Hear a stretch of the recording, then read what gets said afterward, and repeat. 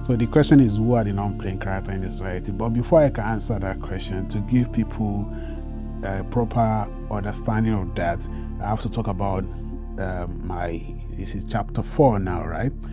Where I talk about the non-playing character codes, and the non-playing character are people who make themselves slaves to ideology.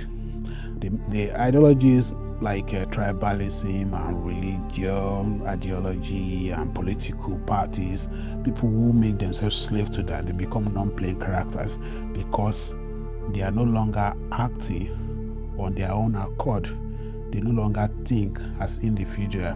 They are running like bots, computer program who have been programmed to behave in a particular way by the leaders. Now, to know more about the non-playing character and non-playing character codes, you have to read the book. If I go into that, you probably won't be able to get it if you don't read it.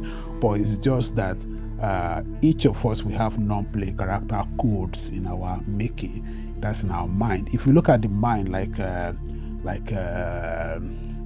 computer, and then the software running in the computer, they are like your belief system and your ideologies and your values and your core values and all of those, your cultural beliefs and all that. Those are the programs running in the background of your mind that makes you to either prostrate for an elderly person or stretch your hand, because to you the culture is to prostrate, but to that person is to stretch hand. So these are predetermined.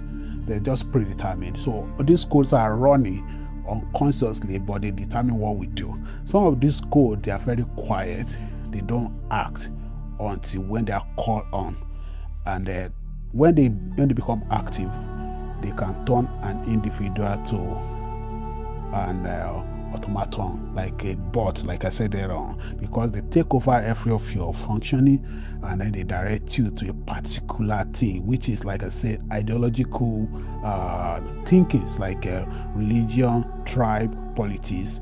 The moment those ideas they are challenged, you switch off. You don't think like your normal self. You start defending that ideology with all your strength. You will probably be ready to throw punches because somebody abused the president who is not feeding you, because somebody said something bad about Donald Trump, who is actually living in America. It doesn't even know that you exist, but somebody said something negative about him. You are ready to fight that person. That is not you. If you are talking about football, you will never become that aggressive. That's why the fact that you love football so much. If we are talking about your religion, you might never become that aggressive, because you will say your religion does not support aggression.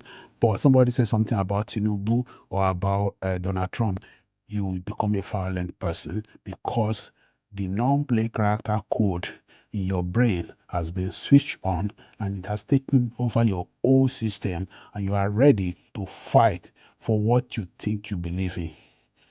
It doesn't make sense. Like I said, when emotion is in play, logic is out of the window.